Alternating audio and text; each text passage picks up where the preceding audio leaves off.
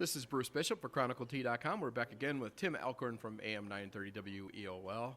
The traveling man, Tim Alcorn, but just back from Las Vegas in the middle of the night. Yeah, my head's in a little bit of a fog right now, Bruce, but I think we'll make it. Yeah, we don't have a whole lot to talk about. We're narrowing things down pretty quickly, so we'll get right to it. Let's talk about what happened last week.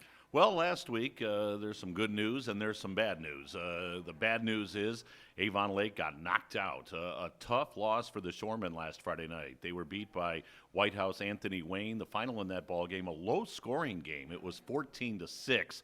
And boy, Avon Lake, they go into this offseason. I'm sure they're thinking, boy, we'd like to have that game all over again. One of the things that Shoreman head coach Dave DeLugas always talks about when he's on with WEOL or when he's talking to a Chronicle Telegram reporter is FIPS, F-I-P-S. He calls that fumbles, interceptions, and penalties.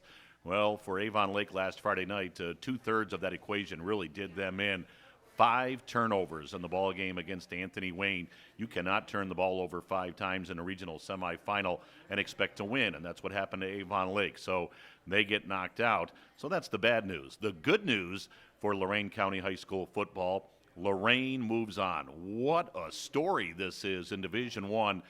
Lorain is in rarefied air, per se, in the Elite Eight in Division I as far as high school football is concerned. You think about the fact that Lorain came out of the chute at 0-2. They opened up the season with losses at Midview, at Elyria. They were 0-2. They were struggling, and now they have ripped off 10 straight wins to put themselves one game away from a state Final Four. So Lorain with a 30-14 win over Dublin Jerome last Friday night over at Mansfield Madison High School. Bruce, they just played a tremendous game, especially in the second half. They really dominated that game in the second half of play. Got a great performance from their premier running back, Carlos Chavis. He rushed for over 200 yards last Friday night. So they move on. We'll talk about their upcoming game in a moment. And then the other good news item, not really Lorain County, but certainly a team that Lorain County fans know an awful lot about, the Bulldogs from Olmsted Falls. Out of the Southwestern Conference, they have put together a tremendous playoff run, and they got a win last Friday night against Westlake, 49-21.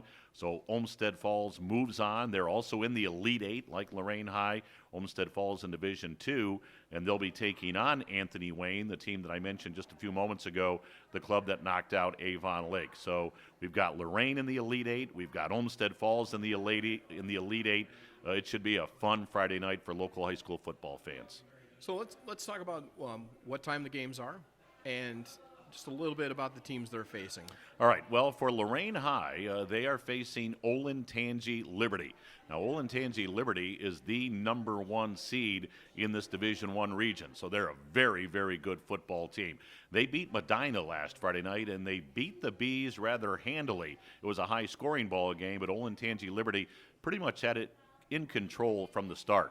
They've got a great wide receiver, young man going to Ohio State, and yet, you know what? Lorain High has played great athletes all season long. They come out of that Lake Erie League. They're going up against top-notch competition week in and week out.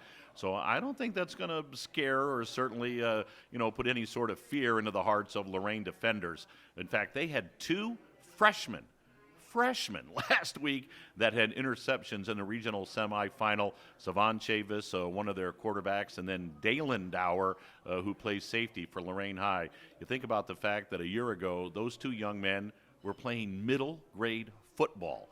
And last Friday night, 2 freshmen come up with interceptions in huge plays for Lorain High. So I don't think their defense is going to be intimidated whatsoever.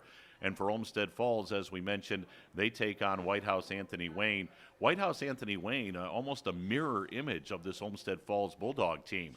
They don't like to pass the ball very often.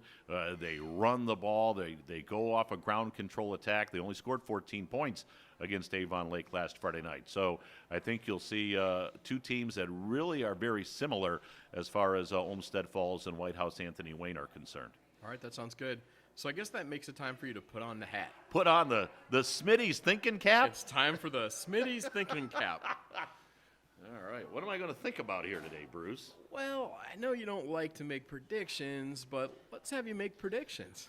You know what? I'm not afraid to make predictions this week. I'm not a little bit nervous about it. I think we're going to have 2 more good news scenarios on Friday night. I really do.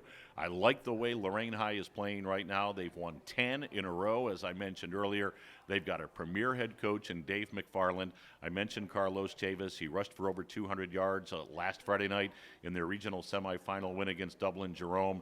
Aaron Huff, his complement at running back, does a tremendous job. Nas Bohannon, Deshaun Brooks, they call him Day-Day. He had a phenomenal game for Lorain High last night. I just think the Titans are on a roll. I think they're playing great football. You know, I don't know if you want to call them a team of destiny, but I think Lorain High will move to the Final Four. I think the Titans are going to beat this Olentangy Liberty team on Friday night, and we'll be talking about a busy Thanksgiving weekend for the Titans because how great would that be to see Lorain High go to a Final Four in high school football. And as far as Olmsted Falls is concerned, I like their chances as well. Think about the fact that if Avon Lake doesn't turn the ball over 5 times against White House Anthony Wayne, you'd probably have an all SWC final with Avon Lake and Olmsted Falls. Now that didn't happen, but Anthony Wayne still only beat the Shoremen by a score of 14-6. I love Olmsted Falls right now. They've got a great running back in Spencer Linville. I think they're just going to hand that young man the football, play in and play out, play in and play out on Friday night, and I think they're going to ride the legs of Spencer Linville to a victory. So I see Olmsted Falls in a Final Four appearance next Friday night as well in Division II. So I'm going with both of the local teams. I'm going with Lorain High on Friday night to win their game down at Mansfield-Madison, and I'm going with Olmsted Falls to beat White House Anthony Wayne. By the way, that game will be played at Sandusky Perkins High School. I mentioned Lorain playing at Madison, so for Olmsted Falls fans, I'm sure they know this already, but they're heading west. They'll be playing at Sandusky Perkins High School. Okay, and again, what's streaming and what's live?